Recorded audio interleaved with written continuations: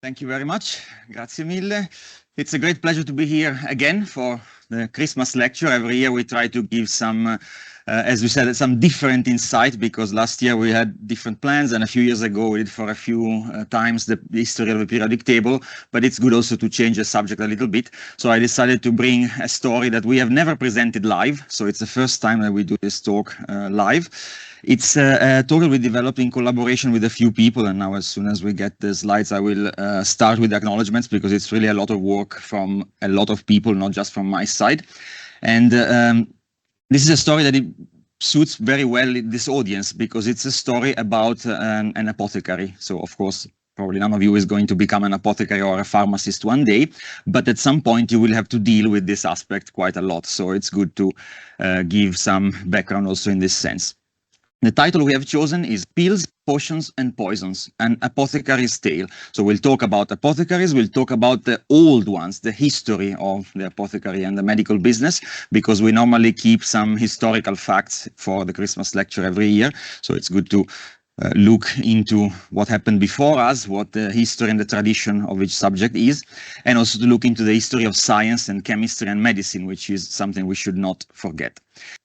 So, as we said, we'll start with acknowledgements, because this talk would have never been possible without the contribution of a lot of people, but in particular two of them, which are Dr. Ellen Cook from the Nantwich Museum, which did most of the historical research, and all the details that I'm going to mention today come from her side, a local historian at Nantwich.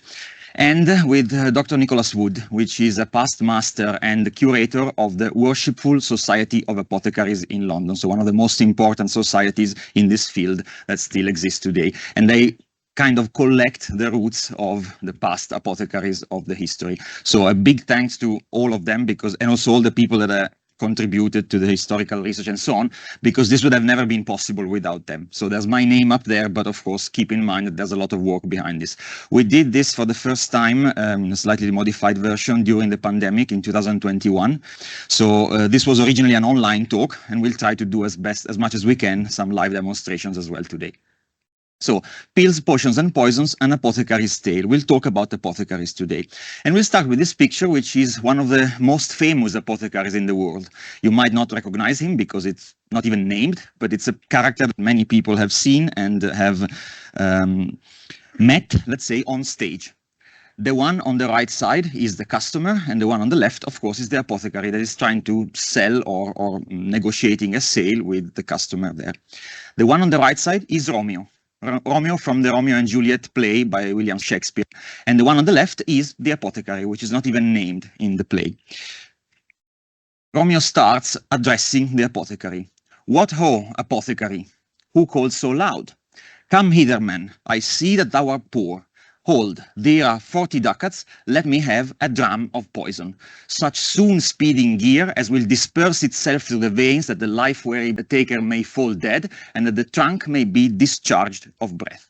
So this is Romeo trying to purchase a poison from the apothecary. So of course, apothecaries were not allowed to sell poisonous substances for the purpose of getting rid of someone. And in fact, the apothecary responds, such mortal drugs I have, but mantua's law is death to any he that utters them. So if I sell the poison to you and I get caught, I will be killed. So, of course, in the end, we all know how the story ends. Romeo manages to bribe the apothecary, purchase the poison, and the tragedy unfolds.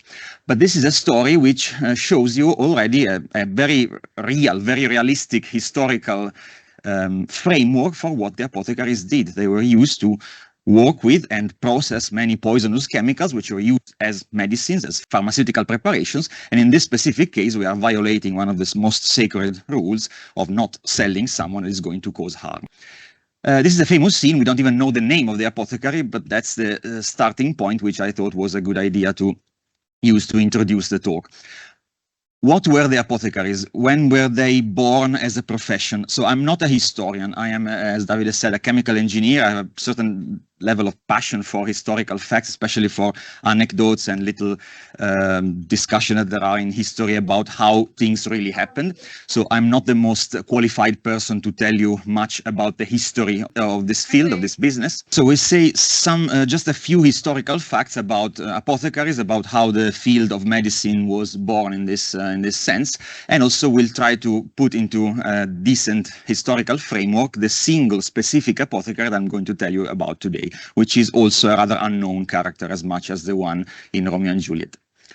So the apothecary, the word apothecary means storekeeper, comes from apotheke, which is also still Greek word for pharmacy in the present day, but originally it meant a store. It meant like a place where you would collect some items for sale.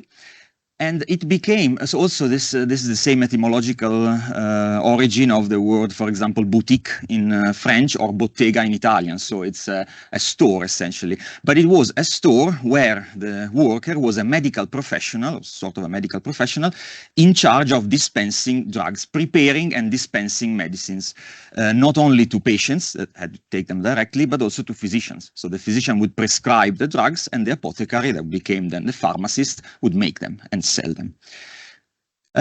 Historically, this is a very broad statement. We cannot really say when the first apothecary was born, because if we go back to ancient China, to the Middle East, to, of course, in medieval times, there was also religious orders that took on that role in a certain direction. So it's a bit difficult to say when the apothecary was born as a profession.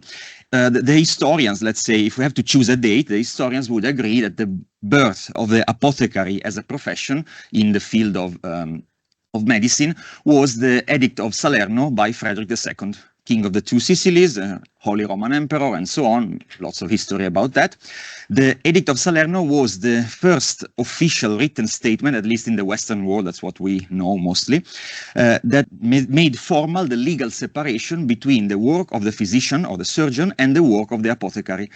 One was deciding what the problem was and prescribing the drugs, and the other one was making them and selling them. This is a great improvement for what concerns the well-being, the care about the patient, because the person who is selling the remedy is not the one in charge of prescribing it. So you can keep it much less, let's say, you can keep the conflict of interest relatively low.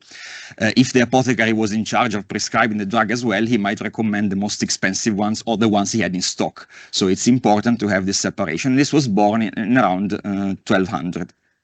That is a key step in the history of, I would say, of all medicine, because the separation between these two careers is still present today, of course, and it is a reasonable way to protect the consumer, to protect the patient.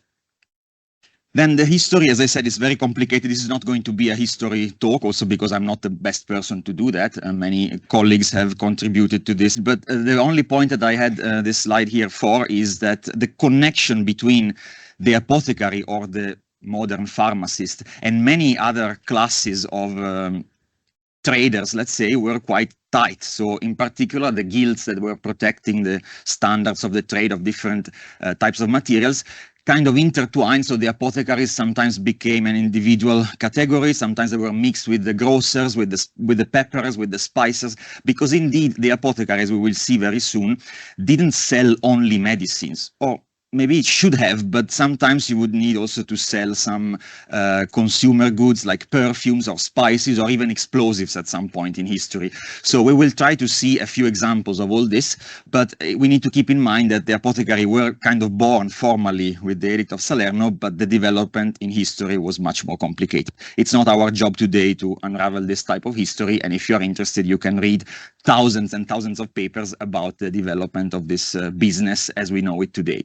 Here you also see the foundation of the Worshipful Society of Apothecaries, that is still the most important organization in Europe that protects the history of this business. A few more introductory words before we look into the main character of this tale is what were the sources available to the apothecaries. So what could they use to do their job and to learn what they needed to learn? Of course, it became a regulated profession, so you would need to do some sort of studying. You didn't need a degree to become an apothecary at the time. You needed just to have an apprenticeship, so some sort of training from someone who already has the same level of business, same kind of business. And the sources that were mostly used, mostly available, were of essentially two types. One is quite well known. Still, we can find some of these books on the shelves today. They are the herbals, so books that were meant to draw, represent in a graphical way and also as a description all the different possible plants that are available in nature with their medicinal virtues, what they could cure, how they could be prepared, and so on. And that is still possible to find on the shelves today. For example, the Complete Herbal by Culpeper is still printed today in an updated version, and you can find it on the shelf of any scientific bookshop. Also, on top of the general knowledge about the plants and the identification of the species and also the therapeutical properties, another type of manual, of booklet that you certainly have seen before, that you certainly have heard of before, became extremely important, came into common use, into practice at more or less at the same time. And that is the so-called pharmacopoeia. So a collection, originally they were more like formularies, so collection of recipes that the pharmacist had to stick carefully to, because of course, otherwise you may run into problems with the dosage or the combination of the ingredients. But then also from this idea of individual formulary, like a cooking book, the idea of collecting all the recipes in standardized format became more and more popular, and around the 1600s, which is where our story will be located in time, we had already quite an established tradition with a very strict set of rules for preparing let's say materia medica, so the formula for compositions of different kind, and that is also translated in English by the same guy that wrote the herbal in the previous slide, so by Nicholas Culpeper. This in the UK was the standard practice, the Pharmacopoeia Londinensis, which is a collection of all the, let's say, authorized or commonly used and recognized as effective recipes to make medicines for the public. That is the English translation because it was written in Latin, and maybe not all the apothecaries were able to read Latin, so this was a big step in the history of pharmacy. Here you can see other examples of pharmacopoeias. We still have pharmacopoeias today, and we are very grateful that there is some sort of standard for making medicine, even though the pharmacists now really don't make drugs anymore. You rely on chemical companies, chemical industries to make the pills and whatever formulation you are providing. But still, there are some very precise rules that we need to follow, and they are listed in the pharmacopoeia. There is one for every country, for all the different legal frameworks, and you can download them, read them. And I'm just showing you these sources because in the following part of the talk, I will refer several times to the herbals and to the pharmacopoeias. I didn't put in the exact citation for every picture that I will show you because there are many, but don't worry, if you are interested, you can always contact me later on, or you can just Google them because they are all taken from this type of work. This was what the apothecary had available, so they had to study this type of information before being able to run the business on their own. So this is an apothecary's tale. It's a story of a pharmacist, of a very old pharmacist. I didn't even put a picture of him because we don't have a picture of him. It's just one of the many, many hundreds and thousands of pharmacists and apothecaries that existed in history. There is a reason why I chose this one, why we chose this one, of course, but for us, it's almost like the apothecary in Romeo and Juliet. It's just one of them, one living in a little town in the middle of the UK and did his job, not for many years, as you can see, because he died relatively young. So his name was Raphe Walley. He was born in 1625, so in the 17th century, was baptized on the 26th of June in Middlewich, which is where his family is supposed to have lived. We don't know really much about him. There is a reason, of course, why we discuss this one in particular. It's not because he was famous. Yes, certainly he didn't do anything extraordinary. He was not a hero. He's just one of the many, many apothecaries that were alive at the time. So for his apprenticeship, so before he became officially an independent apothecary, he moved to Nantwich, which is the city where the museum is located. And it's a nice little market town in the middle of the UK. It's in Cheshire, in the region of Cheshire. It's quite a beautiful town. I've been there several times. That's why I was involved in this. Yeah, there's a river running through. There's a lot of chemical history. There's a salt industry. There is also cheese making is quite popular there. But it's still a relatively small town. It's a village, as many. The aspect, the look of it is quite beautiful. These are all the timber buildings that you can still see today. And one of them was the shop used by Raphe. Raphe moved to Nantwich. Again, we don't know exactly why, and we cannot have an absolute certainty of why he decided to move there, but our supposition, the historians believe that it was because of the brother which studied medicine in Oxford and went for his practice in Nantwich. The brother was William Walley, and as we said before, we need an apprenticeship, you need a link to some sort of physician for reference in order to become established as an apothecary. So it is quite likely that Raphe followed William and both started working in Nantwich together. But that is just an hypothesis. We don't really know exactly how it went, and we probably will never know. This is a representation of the town center, if we could say, even though it's just a couple of roads, literally, of Nantwich in, I think it's in the early 17th century. It's an old map, but you can map out the same roads if you visit the village, and you can see that this is more or less the same structure of the village today. Then Raphe got married with Mary Challoner in 1648. He had a daughter, which was also called Mary. And one important aspect with this is that when the daughter was baptized, so for the christening of the daughter, in the Diocese of Chester parish records, we can see Mary, though this is originally, it's a handwritten piece of document from the records, Mary, daughter of Raphe Walley, apothecary. It's written in a funny way, but apothecary is a corruption of apothecary. So in 1648, we are sure that Raphe already has an established profession as an apothecary. This is how historians go through the documents and try to corroborate all the sources in order to match and to make sure that we reconstruct as best as we can the history of the character. There would be a lot more to say about this, but again, I'm not going to discuss that a lot, also because it's not the main point of this talk today. He died in 1661, so he was 36, much before his brother, which was 11 years older, and even before his wife. He has been probably, I would say it's quite likely he was affected by the kind of material he was processing every day. We'll talk about the poisonous effects of some of the chemicals later on. So he died very early, and this is St. Mary's Church in Nantwich, which was also seen in the previous map in the middle of the village.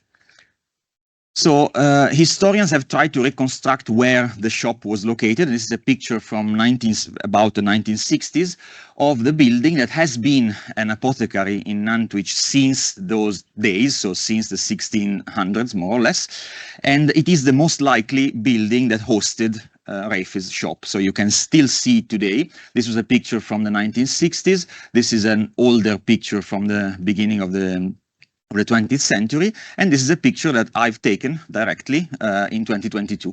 So the building is exactly the same, it's still well preserved. It's a restaurant now, it's an Italian restaurant called Enzo, but still it's the same, and hopefully the chemicals have all been cleared out, I hope so, but it's the same building, it's still surviving, and the historians have very good reasons to believe that this is the actual building where Raphe worked and traded.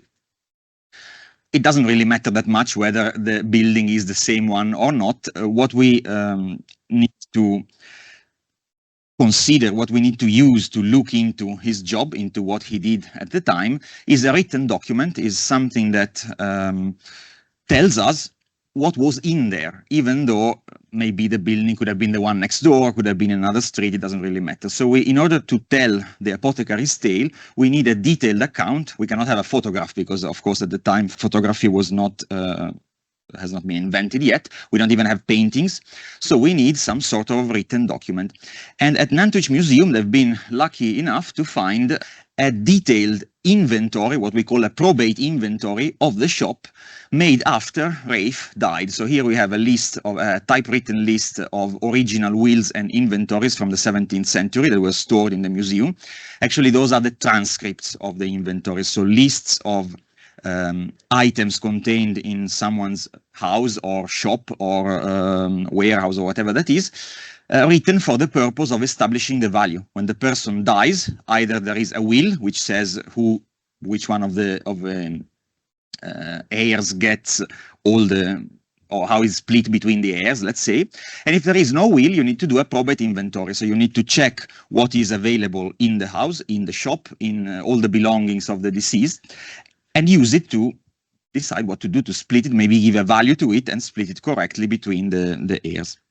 And this is a list of all the inventories available, and we are lucky enough to have the original list of materials contained in Raphe's shop dated 1661. So this is quite useful for the historians, because we can look exactly at how the business was when the apothecary died, which was relatively early, so he was not planning to leave anytime soon. So it's a still frame of what it looked like to work in an apothecary in the 1600s. So historians went really crazy about this, and they started studying in detail the contents of this inventory. And I have here a copy of the original inventory that we will have a look at, and we'll use it as a way to introduce the role of the apothecary and the kind of operations that he was used to perform on a daily basis.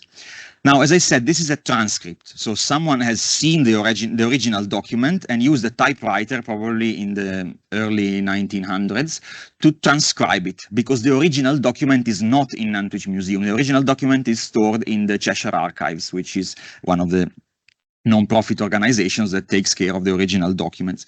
So we are, I'm very glad that they collaborated a lot with us in doing this. So this is a logo of their association, and they allowed us to use not only in presentations but also in publications the original high-resolution pictures of the inventory, a document that was written in 1661. So the point here was just to look at what was there, try to understand a bit more about his life and his business, or the business of apothecaries in general in that period, and also to try to design some experiments, some demonstrations to show you the kind of activities it was carrying out every day. So this is how it looks. It's a document 7-8 pages long. Now, don't worry, it's quite small, but we'll zoom up where it's needed. It's all handwritten. Of course, there was no other option at the time. And it's written with quite a lot of typos. So it was probably written either by someone who doesn't know pharmacy at all, which is quite possible, or simply someone who was not very good at handwriting. It's difficult to read, it's not written very well, and the calligraphy is really bad, and also there are mistakes, there are some names that don't make any sense at all. So it was quite a puzzle for the historians and for the scientists as well to try to reconstruct what was shown on these pages. We will look at the individual pages, and then we'll try to replicate some of the procedures later on. It's a probate inventory, so it's meant to establish the value of the possessions, of the belongings of the deceased. So next to each name, now without even zooming up, you can see that on the right side, there is a column with some numbers. That is the old counting system used for the British currency. It's one column for pounds, one column for shillings, and one column for pence. So if you sum all the values of the individual items that are listed in the inventory, his whole life, his whole shop and his whole house was worth about 66 pounds. 66 pounds, 6 shillings and 6 pence. I cannot really translate that into today's money, but it's still relatively a small amount of money. So much more than 66 pounds today, of course, but it's not a lot of money. So he was not a very rich apothecary. He was, let's say, a middle level, close to the borderline between poor and middle level apothecary. It was a tiny shop. It was in the middle of a small village. So that makes sense. But we can even see how much each item was worth. So it's a lot of information for the historians. So let's have a look at some of the pages just to see the level of details that we can get from this. The first page, of course, states the name you see on top, Raphe Walley, and the date. It's so difficult to read that I've decided to report the, let's say, the translation, the transliteration of the writing, because sometimes it's really difficult. And there are even discussions on what each word could be, because it's so badly, so poorly written. The conservation of the document is perfect. what is written on it is not that good. Anyway, the date is the 22nd of October 1661. We don't know exactly when he died, but clearly it was before this date, because he would not do a probate inventory of someone who's still alive. And you list first in the presence of some witnesses. At the end, you see the signatures of the witnesses. You list the contents of every single room of his house. So you see in the chamber that is above, so above the shop, in the house, so the areas where he was living, and so on. You can see the different headings of this page where the individual contents of each room was listed separately. And you see things that we all have at home. So you would see 11 pairs of sheets, 5 dozen napkins, 1 feather bed. You see brass mortar and pestles. You see brass kettles and a pan. You see 2 stillers. So probably he was storing in the house some of the items that he also needed for his job, because you would not keep your mortar and pestle in the house if you were to use it in your apothecary shop. But clearly, maybe for reasons of space or for reasons of contingency, maybe when he died, those items were by accident in that room. Still, we can see that he was used to distilling, to performing grinding with mortars and pestles, and doing all the operations that normally an apothecary would do. These are material items, so things that were belonging to him as a private individual, even though some of them might be related to the work. And there are several pages in which all the products, the materials he was going to sell, were listed in the document. You see here again a lot of hard to read words, but just to mention a few things. On top you see the heading, an inventory of the goods in the shop, with the old English version of the word shop. And you see separated into categories, into lumps, probably because that's how he had them grouped on the shelves, all the components, all the materials that were sold. For example, waters, which are the watery component, the aqueous components after distilling a herb or a spice. So you see distilled water, this is simple distilled water, or cinnamon water, or rose water, and so on. And you had syrups, which are concentrated or sugar-rich infusions of herbs and spices. You see syrup of lemon, or the acetum chiliticum, which is a mixture of vinegar with squills, with sea onions, which is used for a specific application in the pharmacopoeia. And they are products that are there just to sell. So he would just take them from the big bottle, pour them into a smaller bottle, and sell it to the patient. And even electuaries, which are pastes, like thick honey-like pastes, or confections, which are sugar-based powders or liquids, which are present in the inventory, are also present in the pharmacopoeias. Just one example for all, the so-called teriac or teriaca, that was a supposedly cure-all mixture which contained 70-80 ingredients with a very complex formula. He had it there ready to prepare. In particular, this is the teriac londinensis, so the version that is listed in the pharmacopoeia from London.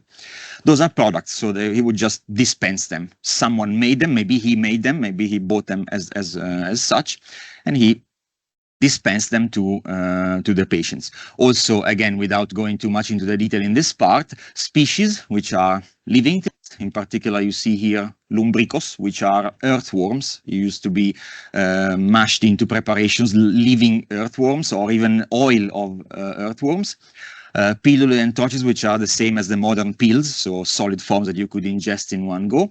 Unguenta, which are ointments, oleia, which are naturally derived oils, and even chemical oils. One above all, oil of vitriol, which is not even an oil, it's sulfuric acid, but still he had those sorts of chemicals as well. And then plasters, or emplastrum, which is a form of preparation where you would spread some sort of paste on a piece of cloth or linen or paper and apply to the body, maybe to the chest or to the arms.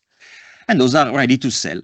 But what we as chemists like the most is not really this part where the preparations are ready to sell, but is the inventory of the ingredients. And there are many pages, well, several pages, 2.5 pages, full of individual ingredients that he used on everyday basis to compound and to mix to make different pharmaceuticals.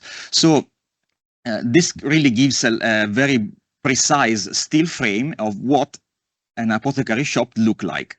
And that is what we're going to use for some demonstrations later on. These are raw ingredients, so he certainly bought them, or maybe he grew some of them. I don't know, oregano or some herbs could be grown just in the back of the apothecary, but most of them were purchased. Some of them even from very far away. Some very expensive materials could come from India, could come from China, and so on.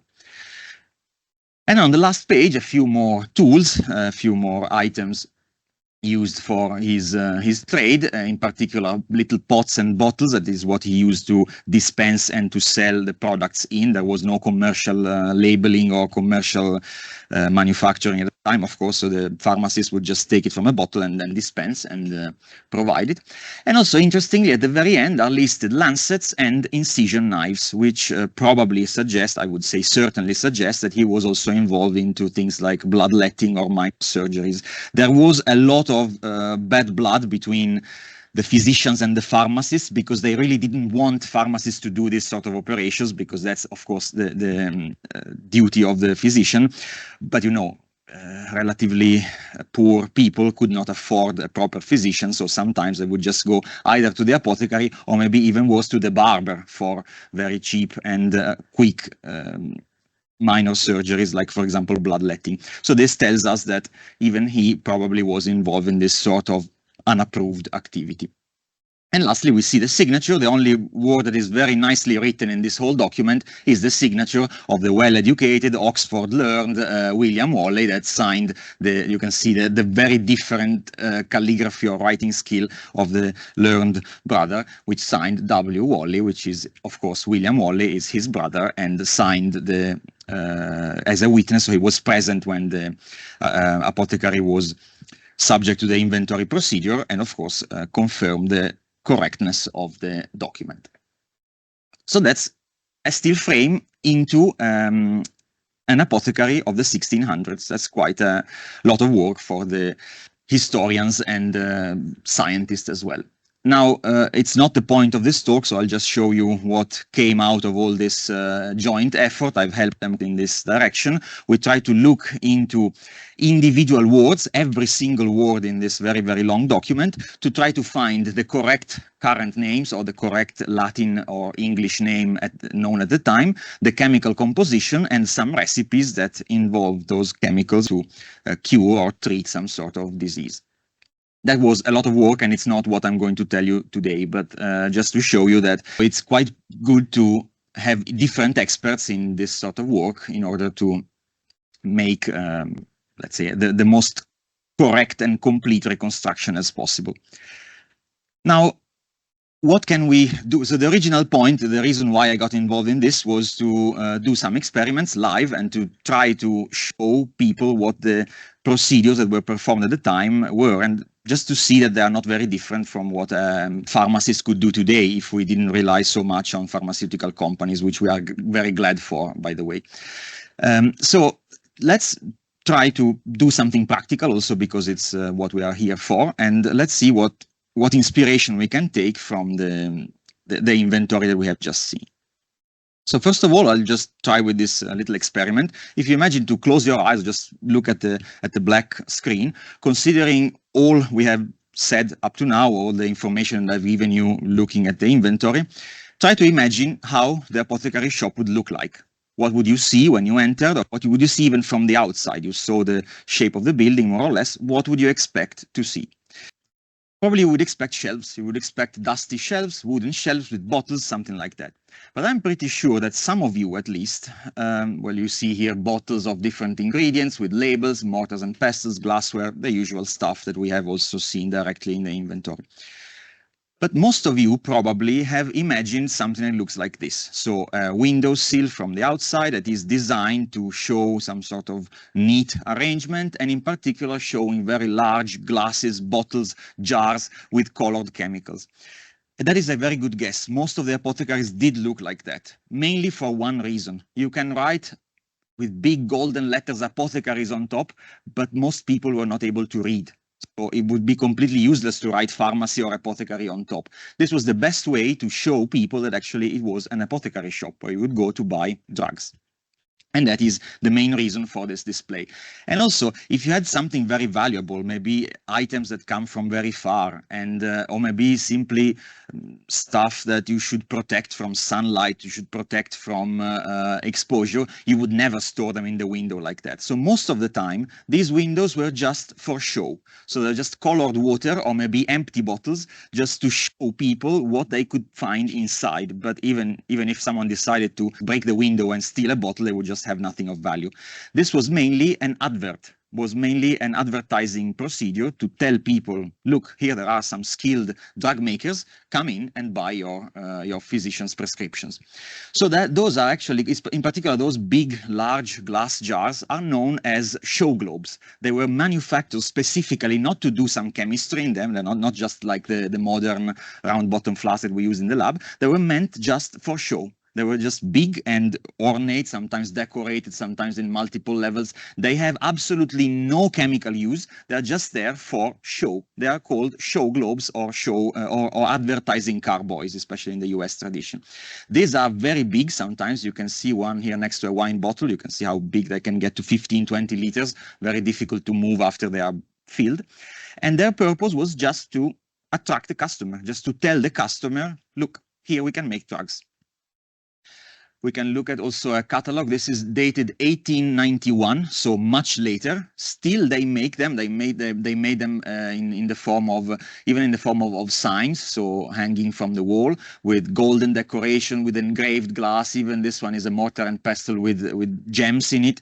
Of course, only the more wealthy apothecaries could afford buying this sort of displays. But it has been a big part of the history of pharmacy. Even in the symbols, in the logos of some companies, you still get containers or bulbs or display jars that look very much like these ones.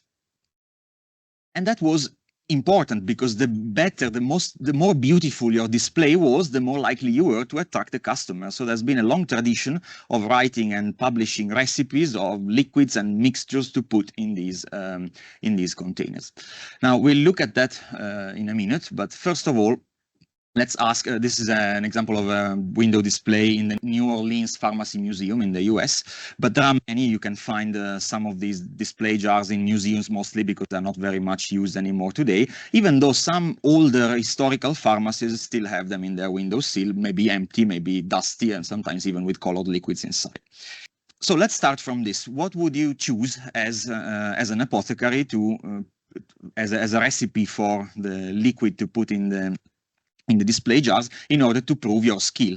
Because of course you wouldn't want something that is very bright, something that's attractive for the customer, but also something that you can justify somehow. So there is a lot of historical research, a lot of historical work trying to understand exactly what was the meaning of the colors and the liquids placed in those display jars. Of course, it has to be something inexpensive because you need to leave it outside of your shop for a long time. It needs to be something brightly colored, something appealing, and sometimes there is also some reason behind the colors.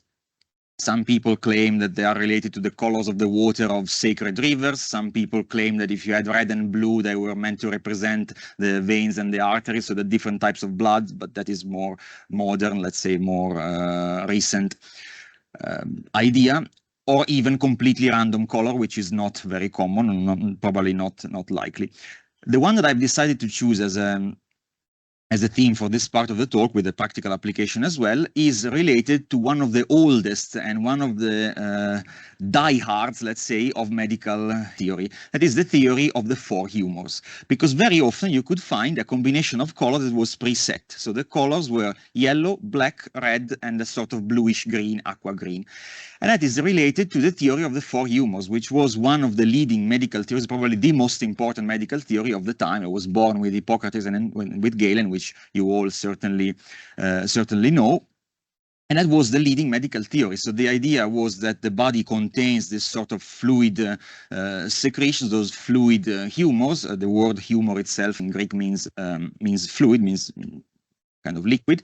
And the four humors were what the physicians could see, let's say, come out from the body in conditions of disease. That was the leading theory for medicine for a very, very long time, for many centuries. The four humors were essentially blood, that we all know. If we get a cut, we just see this red liquid oozing out, and that is blood, necessarily red colored because of the everyday experience that we have about it. Yellow bile, also known as choler, that was a digestive secretion somehow, without getting too much into the details. Black bile, which was, again, a secretion related to the spleen, to the liver, or to the digestive system, but with a dark black color. Now we know that it's due to clotted blood, but at the time it looked something different, so they called it black bile. And phlegm, which represents all the whitish secretions, mucus, sneezing, tears, and so on, that are normally colorless, so maybe very pale white, but normally this was associated with the color blue, greenish blue or aqua green, just to make the display a bit more interesting. So if you walked into an apothecary and you would see display jars with these colors, almost certainly the reference was to the theory of the 4 humors. The idea was not to have a stock of the humors to sell to people, of course, but the idea is that the physician was able to identify the cause of the disease in being an excess or a lack of one of these humors, and then the pharmacist could provide the correct method to fix that excess or lack of the humor. This was a philosophical theory. There could be a lot to say about this.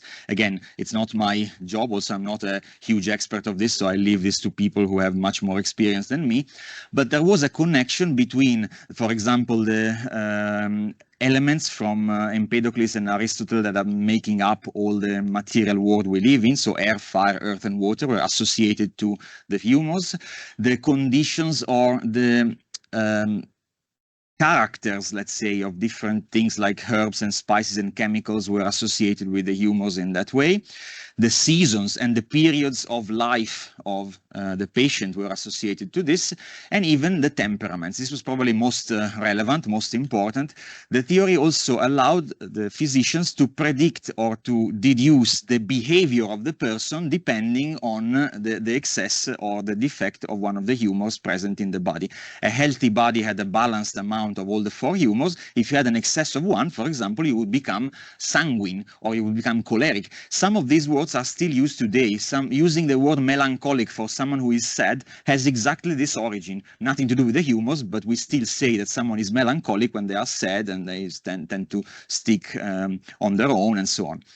These are temperaments, so you could even look at the way the patient appeared. You see here some cartoons, some caricatures, in order to immediately assess, immediately deduce which one was the humor lacking or in excess. Of course, this has no meaning at all whatsoever in the current medical theory, but that was a leading theory for many, many years.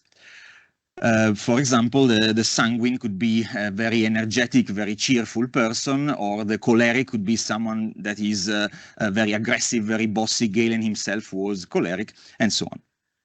So the idea of using those 4 colors was representing the 4 humors. And we have here a diagram that shows the connection and the relationships between the 4 humors, the characters, the seasons, and so on, and the healthy body perfectly in the middle. So that is a perfect balance of all the humors.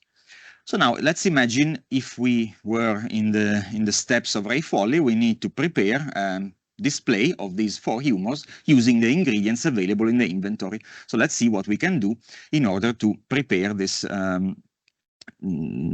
this recipe. There is no written recipe that we can use, so we had to make it up. And I think we've done a relatively good job, let's say.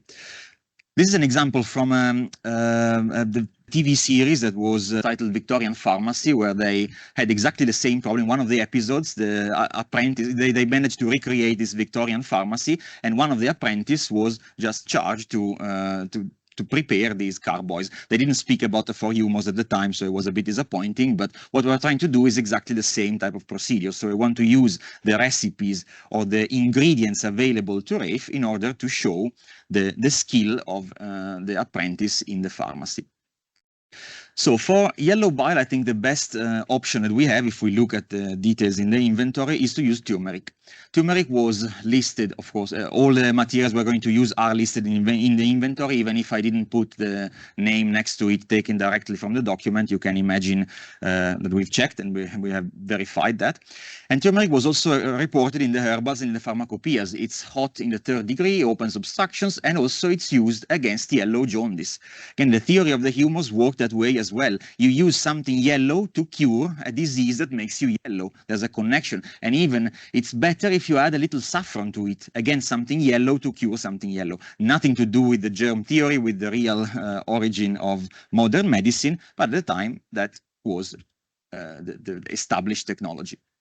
So turmeric is a yellow powder. You can see that here. There is a sample of turmeric also shown in the slide, and we can try to use to extract the yellow color from turmeric. We can use one of the most common techniques, which is the infusion. So we can take some ethanol, some alcohol.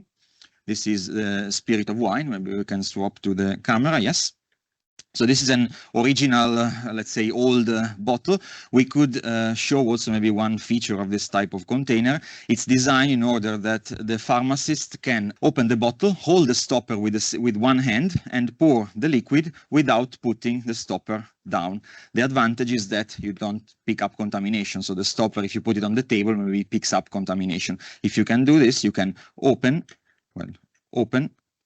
pour, and cap without touching the table. That was very useful. Not all the containers at the time had this sort of handle, but that is why they were shaped that way. We start with some ethanol, and the technique is quite common. We still use it today to make spirits. It's just an infusion. So we can take a small amount of the drug. Maybe he would just weigh it. It doesn't matter. In this case, it's just a representation of the technique. And what we obtain is a mixture that of course, still retains the fibrous and the solid materials. It is not particularly nice looking because it's turbid, it has some precipitate in it, but you can see that the yellow color is being extracted directly into the alcohol. So if we filter this, and that can be done quite quickly. I mean, sometimes it's not that quick, so I need to be careful with how I prepare this, otherwise it takes too long. But we can use a very small piece of cotton wool. This is just plain cotton wool, and a funnel to stop the solid components and have, therefore, what we call a tincture. So a solution which is only the soluble component of the turmeric. Yeah, this will take a few minutes, but it doesn't matter because we have some time to talk about the procedure. So the soluble components are leaching into the alcohol, and what you obtain after filtering away all the insoluble solids, all the proteins, all the what we could call fibers, sugars, and so on that are not soluble in the alcohol, is what we call a tincture. So that was a procedure that the pharmacist would perform on daily basis with whatever material he wanted to extract. It's not correctly called an infusion because the solvent is alcohol, so this would be called a tincture. It's a tincture of turmeric. Now we'll leave it there for a second because it will take some time to filter properly, but in the meantime we can switch back to the slides. We will use this to make the show globes at the very end, but we can leave it on the side because filtering always takes time. You need to be patient. Apothecaries need a long apprenticeship also because they need to learn the patience required for the business. Just to give a modern chemical perspective, why is turmeric yellow? So why is it displaying such a powerful, such a strong yellow color? Is because of these molecules here. So we can link the old roots and the past to the modern science of chemistry. And we have amazing analytical techniques that can tell you exactly which components, which material, which chemical is present in each spice or herb and so on. And in particular, these are organic molecules that are present in turmeric. This is called the curcumin, which is present in two forms. And that's the most abundant yellow component of raw turmeric. So we'll leave this to the side to filter for some time while we prepare the other three, sorry. For black bile, we've looked at the list of ingredients, and there is basically no material that can be used directly. So there is no component, no individual chemical, except for maybe some very expensive ones or in the species part, that can be used to make a black color. So if you want to make black suspension or a black solution, the best way was to combine green vitriol and tea. I think that is one of the best recipes. Green vitriol is, as all vitriol, is a sulfate. So today we call the vitriols sulfates because the oil of vitriol was sulfuric acid.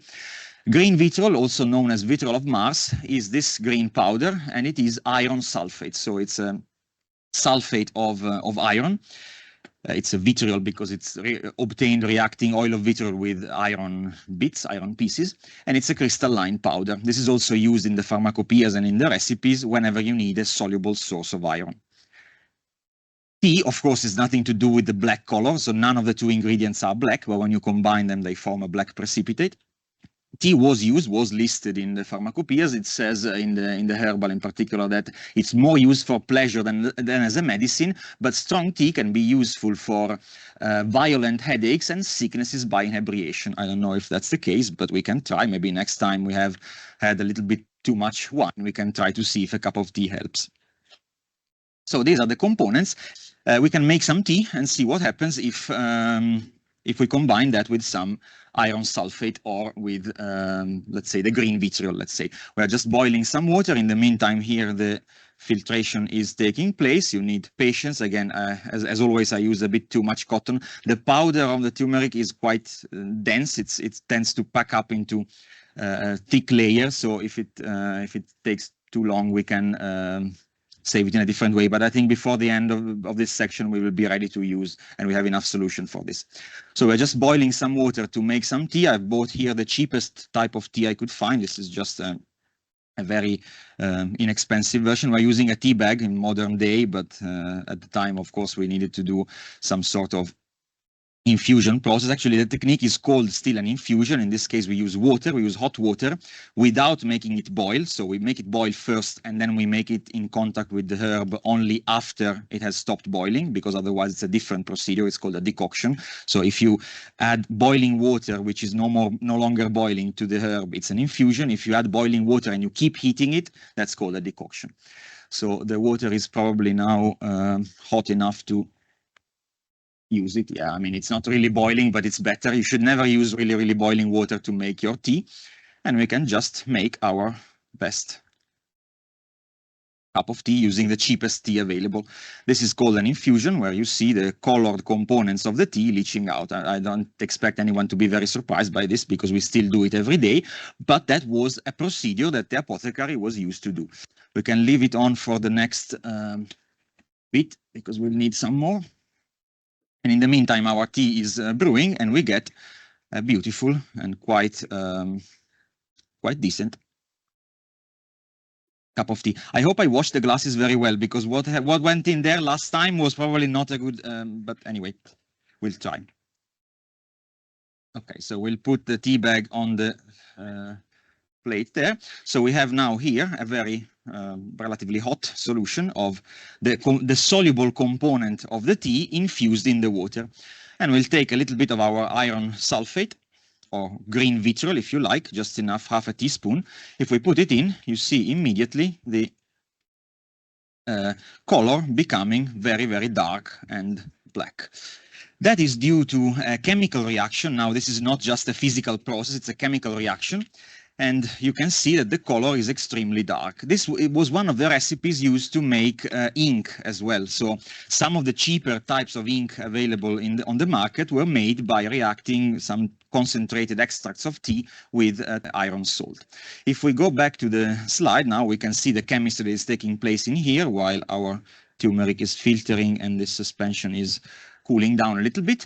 We see that there are very many complex molecules that are called polyphenols present in the tea. In particular, tannic acid is just one of the many possible structures, and they react with the iron 2 ions present in the that we've added to the vitriol in order to form these tannates, these very complex, very large networks of molecules that are black in color. So this is an example of the chemistry taking place in the cup that we saw just there. One more example for the red, which is supposed to represent blood. There are several components that can give a red color in the inventory, but the most useful one, I think the easiest one to use, was actually designed and employed more than as a medicine, as a dye, and that is madder root. Madder root is it's a root of a plant, so you see here an example of powdered root, but in the picture you see the original, the fresh plant. If you pull it out of the ground, the roots are kind of brownish, reddish. If you dry them up and make them into a powder with a mortar and pestle, you would get a material which is also used in the pharmacopoeias, not very much. You can see here it's an herb of Mars, which can help with the spleen and to diminish the melancholy, whatever the connection was. But it was used very much as a dye. So clothes were dyed using madder root. It was a cheaper version of many much more expensive dyes.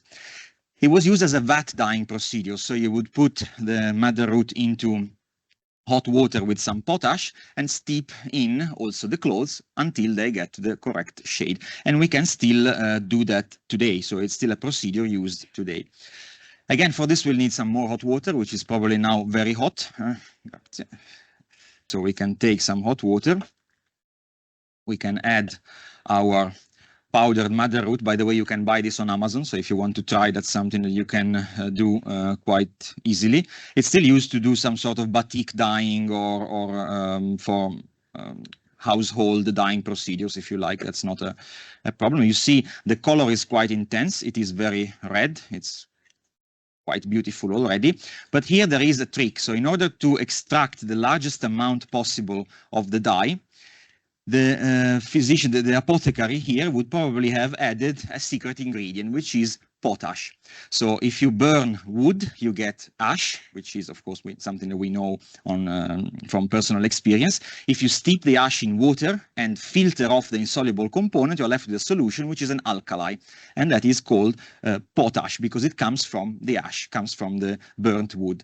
This is a base, and that deprotonates some of the molecules present in the madder and makes it turn a much darker shade of red. We will see the chemistry on the slide later on. But this is now a very dark color, and with the same amount of chemical, now we have a much more intense color. So the apothecary can also save some money.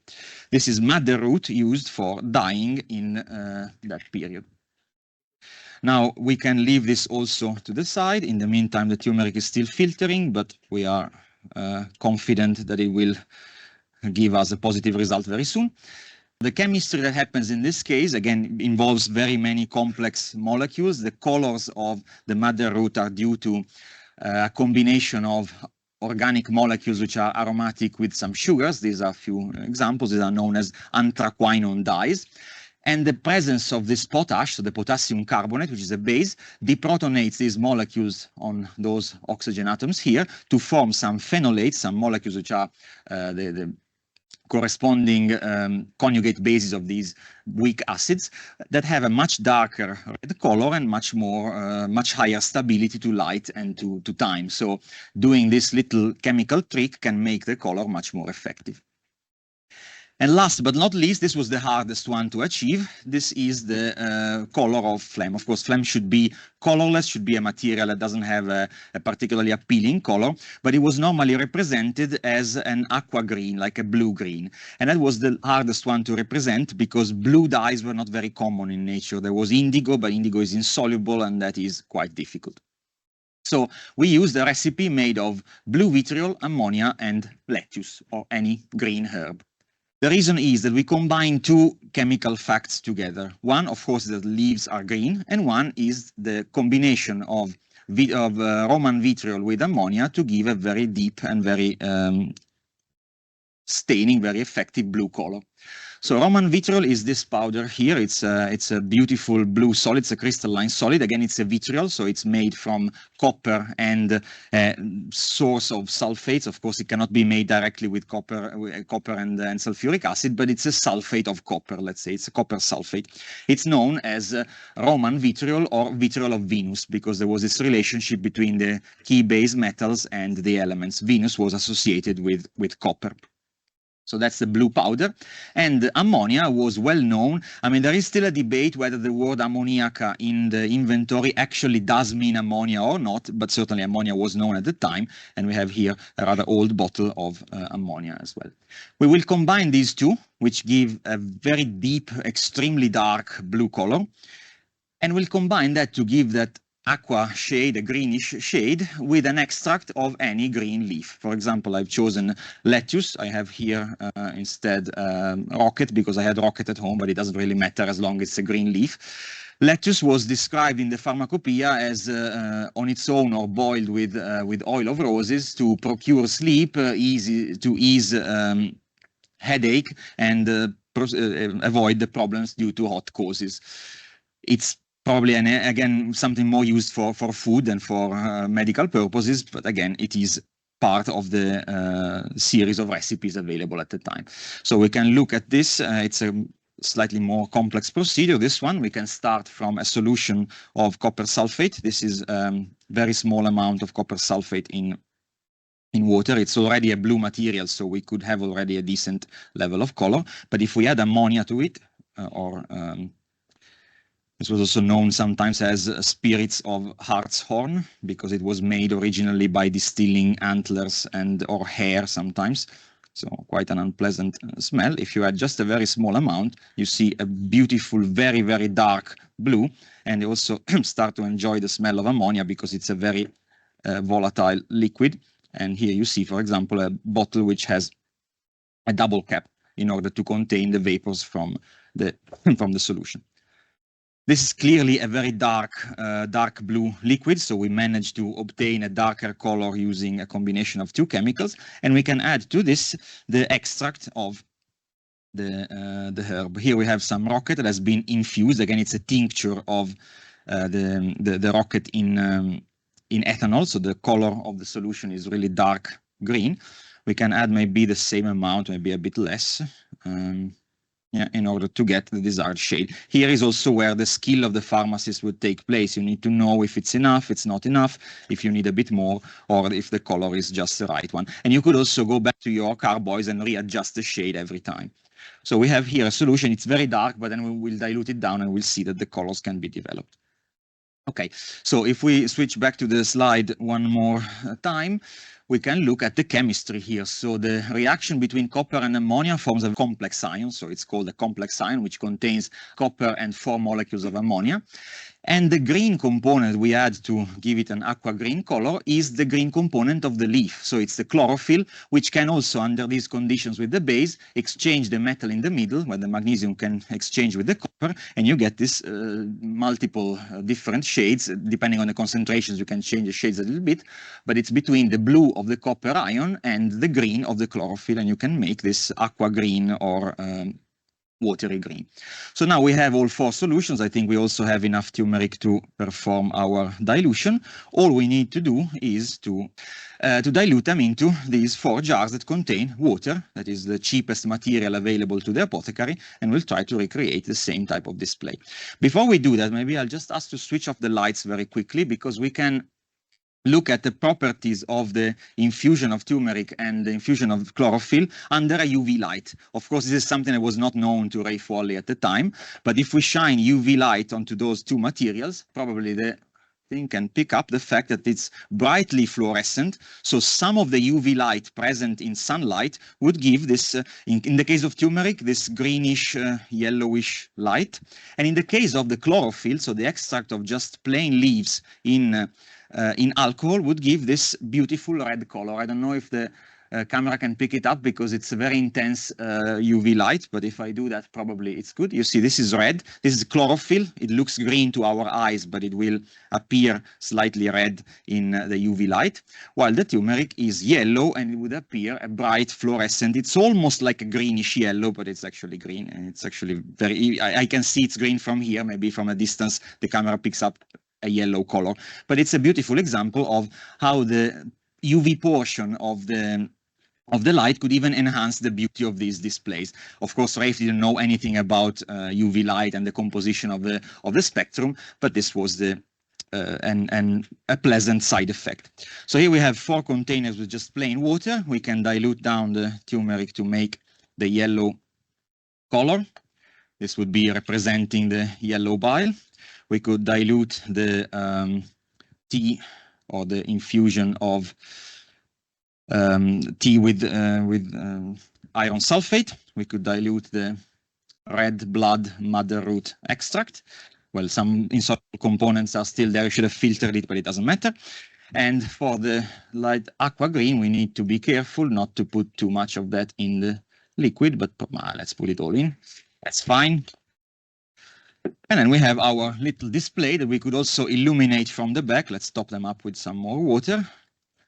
Maybe in the meantime, we can zoom up a little bit. And you see that's how a display could be prepared in the windowsill of the apothecary in order to obtain something that would be reminding the customers of the 4 humors. Now, these recipes, again, are not published somewhere. It's something we've created just by using some knowledge and some creativity, comparing this to what was known at the time and compared to what we could replicate quite easily. Now, imagine having behind this some mirrors or some candles or lamps in order to highlight the visibility of the display. So that's an example of how we would prepare those sorts of colored liquids. Now we can go back to the slides because there is another beautiful experiment that I wanted to show you, but it would take way too long, and also it would be absolutely not suitable for a live audience. It would take a very long time, so I've condensed it into a video. Because even in the following centuries, even in the 17th and especially even in the 18th century, which seems like yesterday to us, there were still recipes being published to show the skill of the apothecary. So someone that would be able to present a very complex chemical mixture on their shelves would be perceived by someone who couldn't read as a very skilled, very competent apothecary. So you could find published procedures like this one that I'm going to show you that are really, really surprising, really strange. I would call it a mysterious recipe. It was designed specifically for as a cocktail to place on the shelves of a pharmacy. The first time I read this, I said, there's no point. I will not even spend some time trying this. It will never work. It's crazy. How can it possibly work? But then at some point, they convinced me to try it, and it did work absolutely as it said. So I was very surprised here. It's almost like a cooking book recipe, and it involves 6 different solutions that we don't have the time to prepare here live. But it uses all the chemistry that has been discovered also after Raphe Walley's death, so around in the 18th and 19th century. So the first one is chloroform dyed green. So it's a similar idea to what we did with ethanol there. We just steep some leaves, some fresh leaves, for example, rocket or lettuce or spinach in chloroform, which is an organic solvent, and that picks up the green color of the leaves, the green color of the chlorophyll. Then we use just glycerin, so pure glycerin, white glycerin. It's a viscous liquid without color. Then we take castor oil, which is castor oil is obtained by pressing the castor seeds, and we dye it red using alkanet. Alkanet was another common red dye from the period. It's not quite as strong as the mother root, but was also common, and that is insoluble in water. So that's good to dye with a red color the oily materials like the castor oil. So we would not be able to get a red color with mother root and castor oil. Then a very specific mixture of water and alcohol, which is exactly 50-50, dyed blue with indigo carmine. Indigo carmine was discovered much later than Raphe Walley. It's made by sulfonating indigo with sulfuric acid. So Raphe had indigo and sulfuric acid available, but never managed to see any indigo carmine. That's a blue soluble dye. So if you put it into water and alcohol, you get a blue solution. Then we have sunflower oil, which is already a bit yellow, but we could dye it slightly darker using some curry paste or again some turmeric or anything available. At the time we used curry paste. And lastly, a solution of pure alcohol containing hibiscus flowers to give it a pink color. Again, one thing is the choice of the liquid and one thing is the choice of the color. When I saw this has been modified slightly from what I saw on the book to make it work a bit better, but the idea is exactly that. When I saw this, I'm not going to spend 2 days preparing all this because it will never work. But then in the end, we tried and it was very, very rewarding, very surprising. So we can have a look at this directly. It should start immediately. Let's see if the video starts. Yeah, it has started. Okay, so you see here the first solution being prepared. We take the green leaves, the green vegetable material, and we cover it in chloroform. Now, my health and safety advisor would not be very happy to see me handle without gloves and without a fume hood chloroform, which is a neurotoxic, carcinogenic, whatever solvent. Small amounts are fine. We are trying to replicate what a pharmacist would have done. So it's a small amount. And I am the responsible for safety in my lab where it works. But as long as it's not performed in my lab, and definitely it's not my lab bench, it may. So yeah, you see the green color being leached out from the leaves, and then again you need the usual patience in the filtering and removing the insoluble green component to make our first material, our first component, which is a solution, we can say a tincture of green leaves or green whatever chlorophyll in chloroform. Then the second layer, well, we save them in separate bottles in order to have them all ready at the same time. The second layer is just pure glycerin. So you see it's a viscous liquid. It's colorless. We can use it directly from the bottle. There is no need to do anything to it. Then the third one was another sort of infusion type of procedure. We take in a mortar and pestle some castor oil, which is a very, it's important to use castor oil. While for the sunflower oil that comes later, it doesn't really matter which oil you use. Here you really need castor oil. We'll see later on why it's crucial. And we steep in the oil the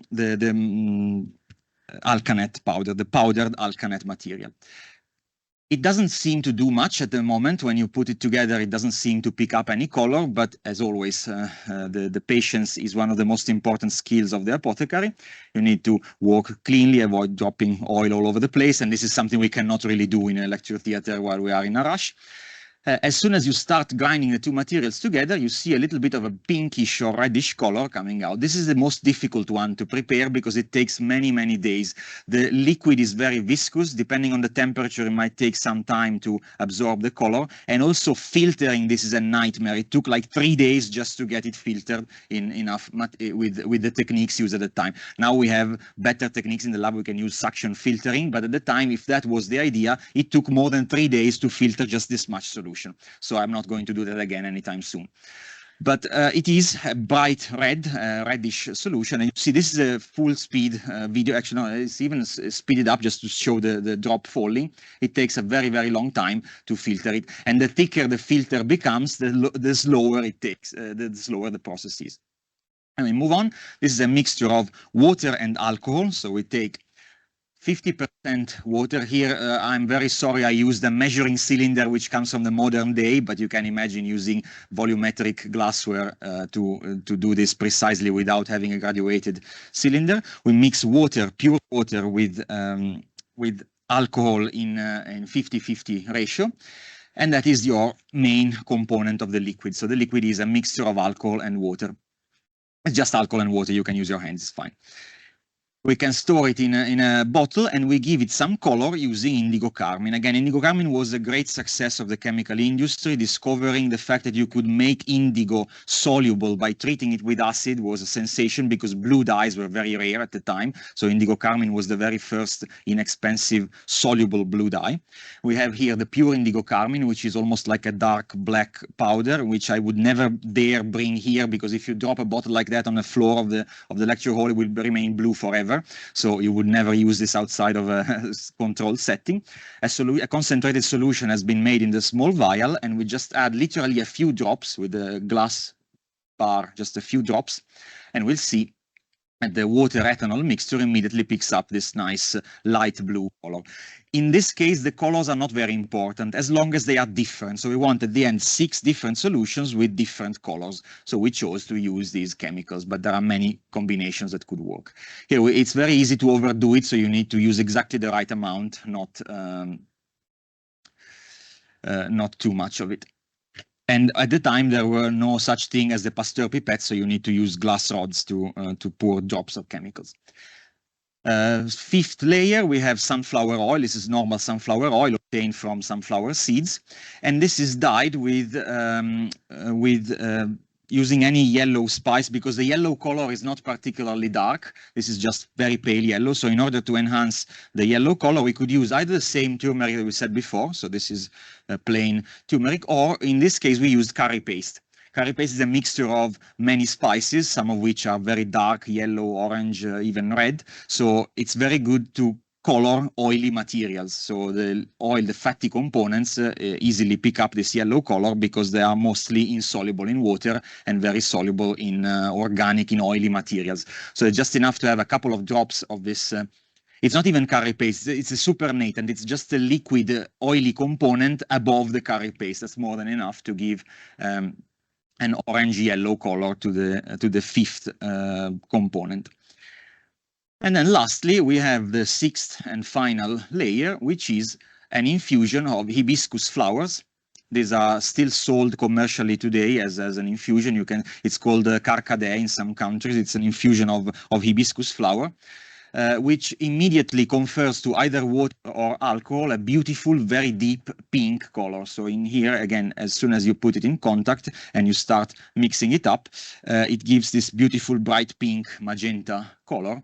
That is the final component for our solution. This is much faster than the alkanet infusion that we said before. So this is a combination of 6 different solutions, 6 different, let's say, chemicals, even though some of them should not be called chemicals. It's yeah, more complex.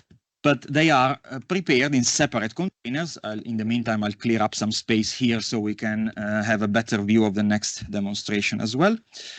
And you see the 6 solutions being prepared, being readied in the video that hopefully is not going to fail at the very last. Oh, no, sorry, I forgot the filtration. And the filtration is also important. This one is quite fast because filtering doesn't require extra, doesn't require quite a lot of time because the liquid is not very viscous, so it flows through quite easily, and there is not a lot of solid left behind, so it's quite easy to do this in one go.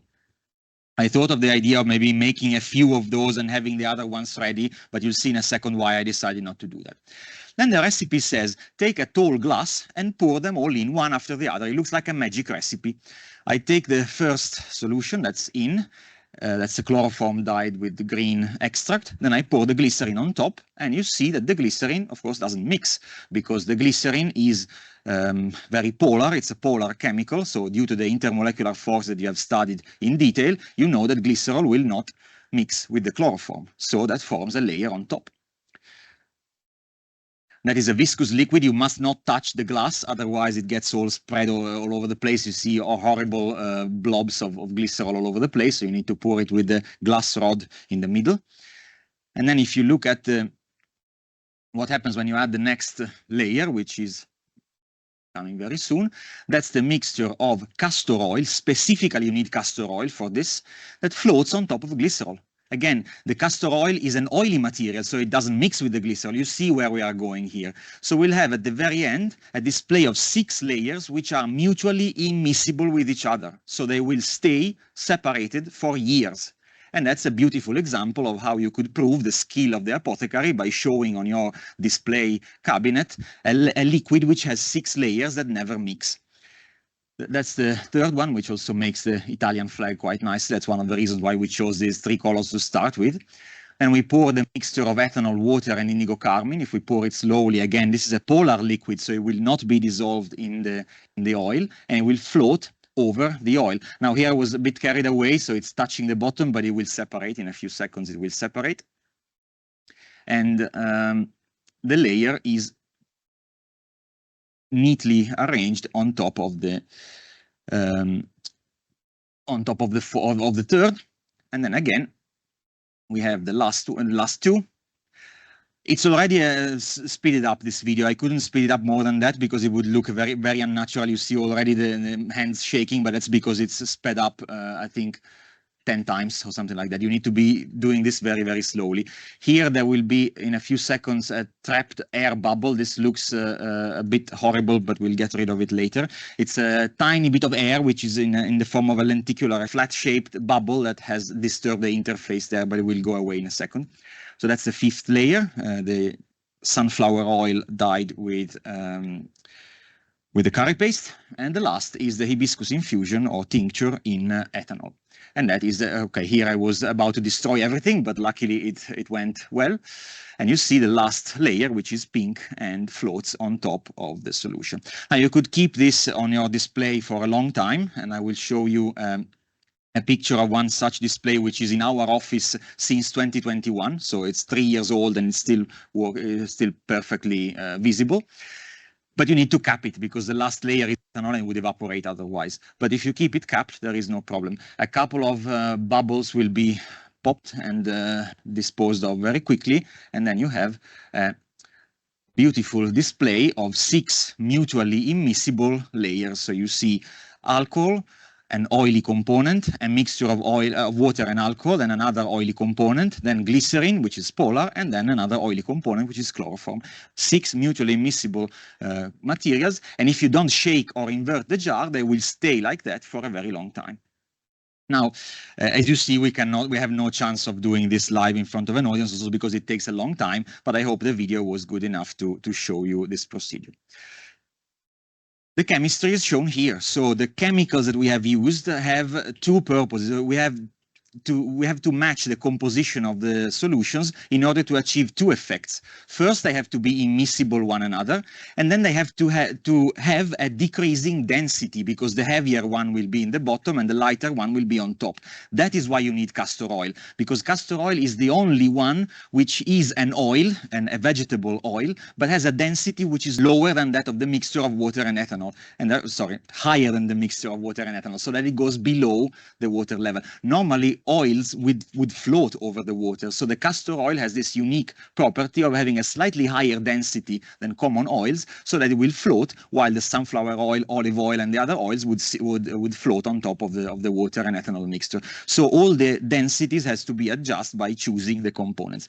And the other chemical property is the color. So you need to get the right color for each layer, because water-based colors will color the water, oily-based color will color the fatty components.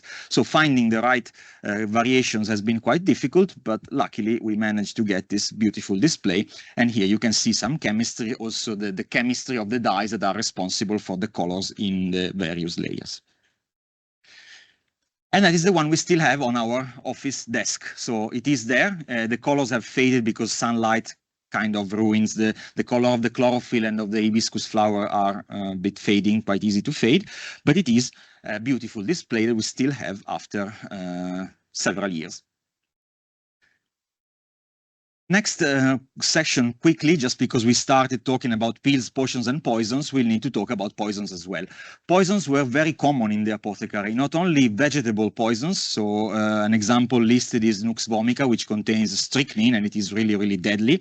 But even the mineral, inorganic poisons are listed here. So if you take the inventory, you see in this portion, you see mercury, lead, and arsenic. So extremely dangerous, extremely toxic metals that were used in pharmacy. Now, this is clearly one of the cases where the apothecary could have helped Romeo finding something to dispose of, well, in that case, sadly, to dispose of himself. But many chemicals that were sold as drugs could be poisons, could be deadly poisons if misused or used in the wrong quantity. And here I just wanted to focus our attention. I have also some experiments here to show you regarding these three heavy metals. I shouldn't really say heavy metals because arsenic is not a metal, but they are relatively dangerous, very dangerous chemicals that were used also to make drugs. Lead in particular was supposed to help with inflammation. I don't think that can really help at all in this sense. Actually, it's more likely to cause harm than to do any sort of useful effect, and was normally employed in the form of this very innocuous looking powder or crystals, which have a very nice sweet taste. They are really, really sweet. So sweet they used to be called sugar of lead. So they were literally sweet to the taste. And that is also sugar of Saturn. That is the acetate of lead. It's made by dissolving somehow lead in acetic acid into vinegar.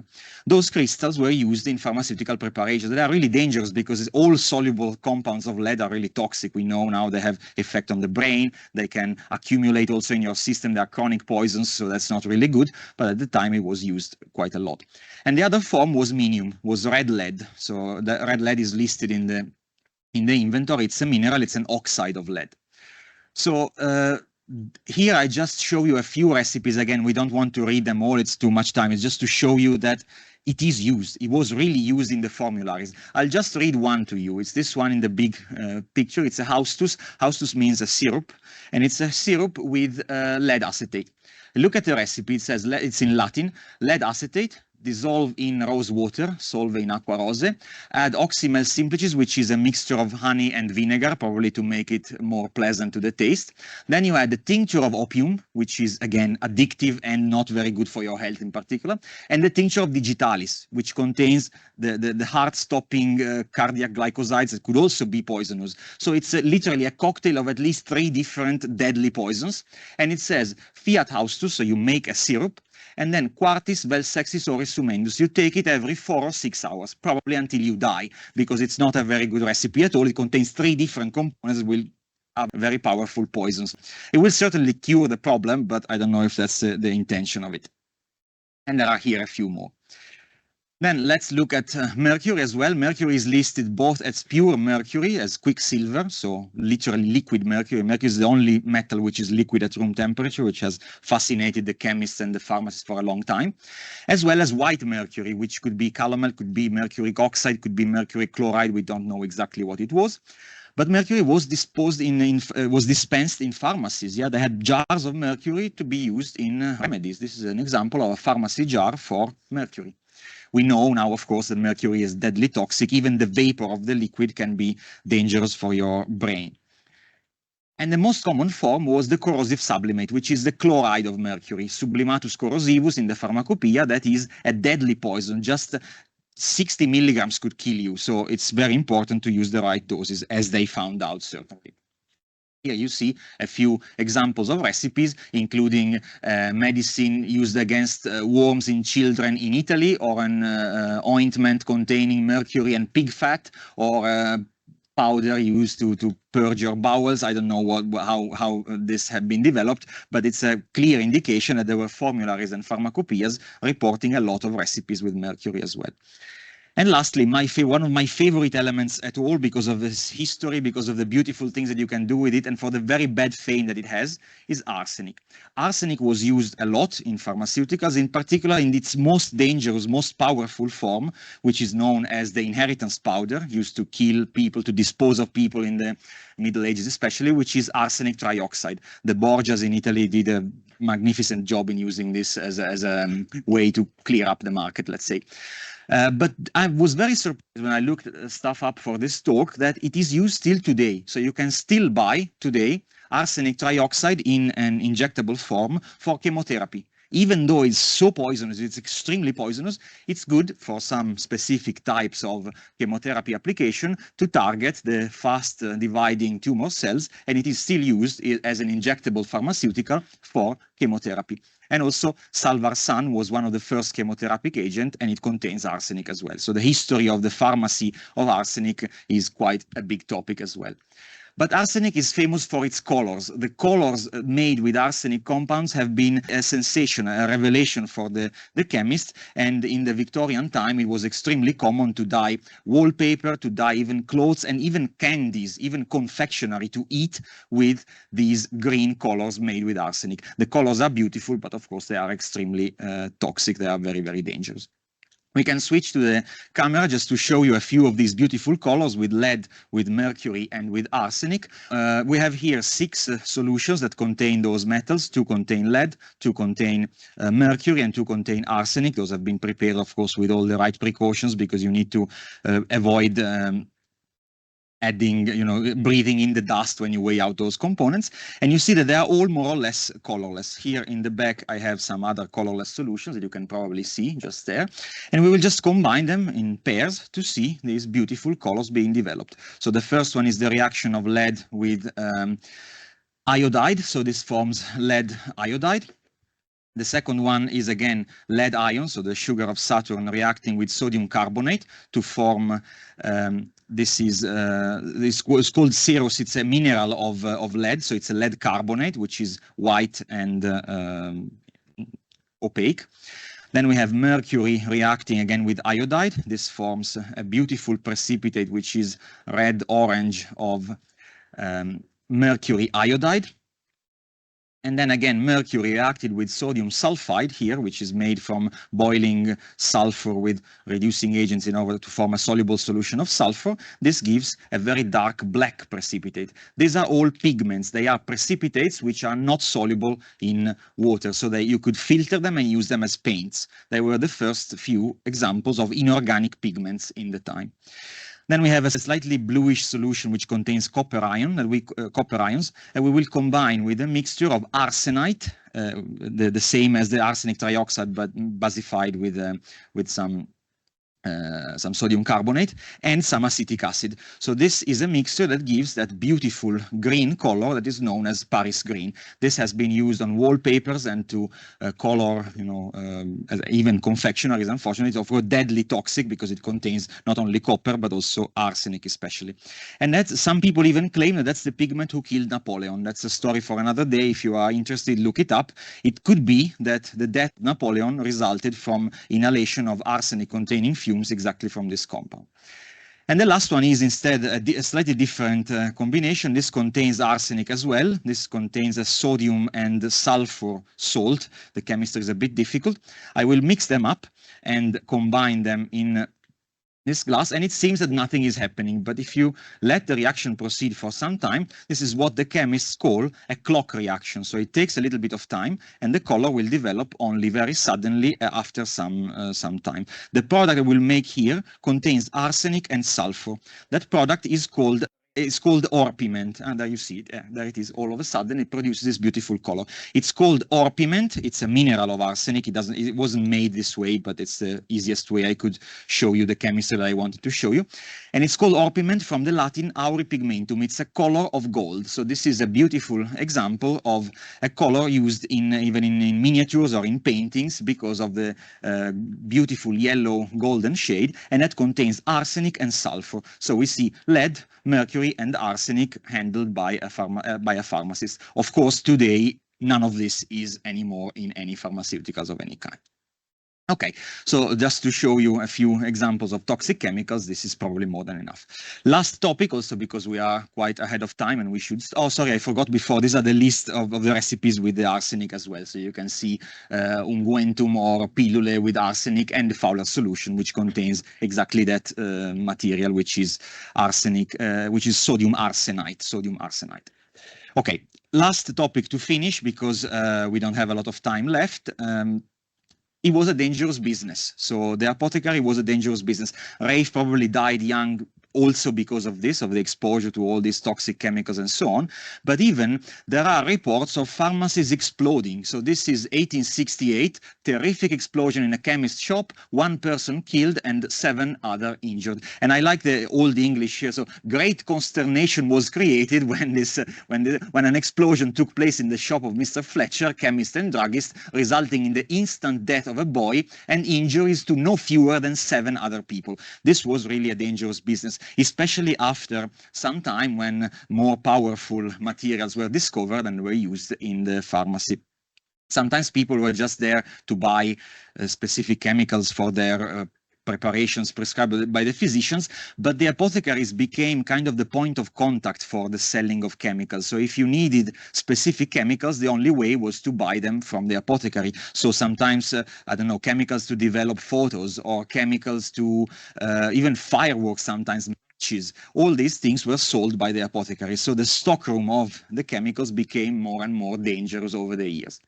Now, if we even at the Raphe Walley's time, it was still quite dangerous because if you look at the components listed here, you have saltpeter, which is potassium nitrate, and sulfur.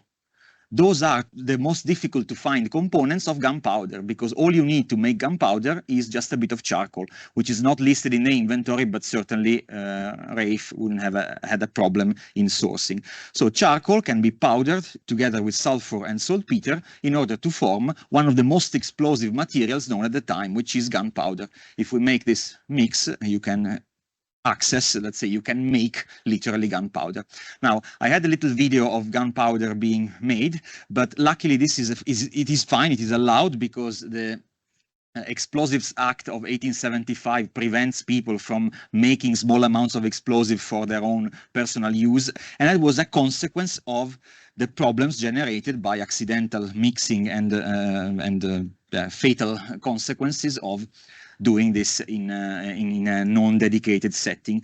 Luckily, this act has a little note. It's a paragraph number 4, which says that gunpowder should be manufactured only at factories lawfully existing or licensed, and that is fine, but nothing in this section shall apply to making a small quantity of gunpowder for the purpose of chemical experiment. So let's do that. Let's take some components and make some gunpowder. Here we have the combined materials. Unfortunately, I cannot show you the correct effect here because it would make too much smoke, and there is a beautifully set fire alarm system which would not be very happy with me doing this. But you can imagine to see the effect in the video, and then we'll do something else which is quite explosive later on. And with that we will finish. So here you see the potassium nitrate being ground up into a very fine powder. It has to be very fine, otherwise it doesn't work particularly well. And once you powdered it into essentially a dust, you can mix it up with the right amounts, pre-weighed amounts of charcoal, which is already a fine powder, and sulfur, and you can grind them up together. This is not dangerous at all. There are many chemical compositions for pyrotechnics which should never be ground, never be subjected to mechanical action, but this is totally fine. Actually, it is made exactly this way in big incorporating mills with big heavy wheels. And what you obtain in the end is a very good quality gunpowder. I mean, it's not nearly as good as the commercial one, but is quite respectable quality of gunpowder. In order to make it explode, you cannot just burn it in a pan. You need to confine it. That's what they do with the fireworks business. And actually, apothecaries for some times were in charge of making some sort of pharmaceutical, some sort of fireworks mixtures. So you can take some of this powder, pack it up in a paper tube. This is just made of paper, so there is no confinement, no string, no tying up, whatever. There is a little fuse sticking out. You add just a few spatula tips of the material. You don't need really much to achieve the desired effect. And that is literally a bomb. So if you seal that up, it becomes more or less a bomb. You can pour in also a little bit of iron filings, that is iron filings to give some golden sparks to the composition, and just a cotton plug. So this is cotton wool that you put on top and push it down with a spatula so that you don't have all the gases escaping at once. Here you see the device, let's call it a device, on the left side, and the trail of the remaining powder set on the left. Now, I don't know if the video will come with sound. I mean, it has sound. I don't know if the here, this will, yeah, we do hear the sound. So that's the trail of gunpowder burning, and as soon as it reaches the end, it will light the fuse, and you have a massive explosion of the gunpowder with the beautiful yellow sparks. You see here, we've captured the still frame of the explosion, and you see even the little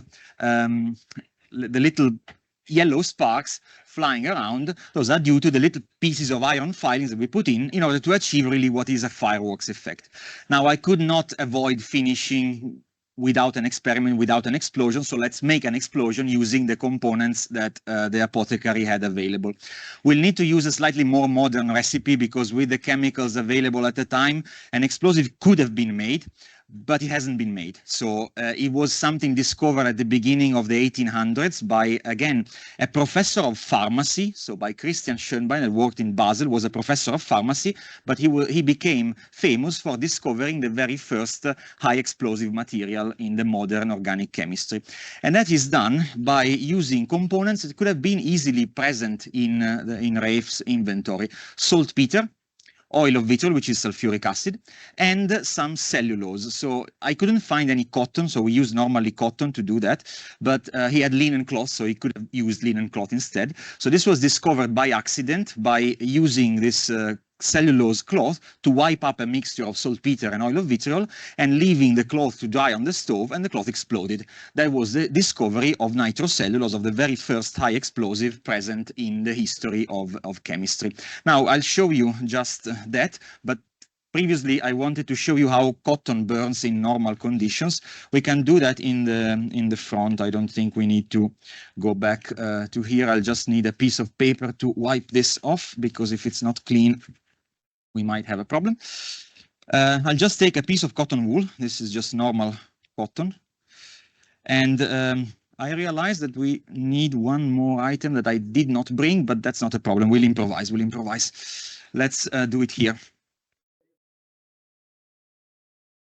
So this is a piece of cotton wool. I forgot to bring my forceps, but it doesn't matter. So this is a piece of cotton wool, just plain cotton wool that we'll buy from the pharmacy even today. That's not explosive at all. Actually, if I set fire to it, it will burn. And it has a very unpleasant, unspectacular flame. It leaves a black residue. It doesn't burn completely. And in a few seconds, we'll also start making some smoke, which might even be unpleasant for the fire alarm. So we'll put it out using this. Now, what Schönbein did was very interesting, was taking the same material, the same cotton wool, and turn it into an explosive just by adding a mixture of oil of vitriol, sulfuric acid, and potassium nitrate. So it's a combination equivalent of mixing mixing nitric acid and sulfuric acid. Now I'll show you the same thing. We don't need the lights down for this, but we'll do that later on. So notice the difference between the cotton burning before and the gun cotton burning now. 3, 2, 1. Okay, so this burns without leaving any residue at all. So it's the first high explosive discovered in history. So I would like to say goodbye to you with a much bigger explosion. We will finish here because there will be many more things to say, but we don't have time. So we will finish here. We will use a rather large amount of this material, and for this we certainly will switch off the lights. But while we prepare this, I will also take the opportunity to thank you very much for inviting me once again for the Christmas lecture this year. We will also, I wanted to acknowledge once again Nantwich Museum, Helen, the Worshipful Society of Apothecaries, and Nicholas Wood, and all the people who helped with the development of the talk, because this would have not been possible without them. And also all of you again for your kind attention, for the patience, because it took quite longer than I expected, but of course the beauty of chemistry deserves some time. So I'll add also some iron filings, so we'll get the same golden sparks that we saw on the video, not quite as high and also without any smoke, because as you saw, this burns completely without any smoke. All the material turns into a gas, so there is no danger of triggering the smoke alarms. Let's put a generous dose of iron filing, so we'll see a lot of sparks. And with this, really, I wanted to say thank you very much once again and goodbye to all of you. I will leave the acknowledgement slide on later on, so please have a look, but I will start this with a very long stick. And I'm very sorry for the first 7 rows, because now they are really in danger. So we will set fire to this. Maybe we can have the lights down for this. We'll have a countdown. Don't worry, it shouldn't be that dangerous. It's fine. Okay, so we'll have a countdown. So time to have my highly and technically complex item, which is a match on a stick, in order to be at a safe location. So thank you very much once again. Merry Christmas, and enjoy the chemistry that you'll see every day from the Apothecaries to today. Thank you very much. 5, 4, 3, 2, 1, and Merry Christmas.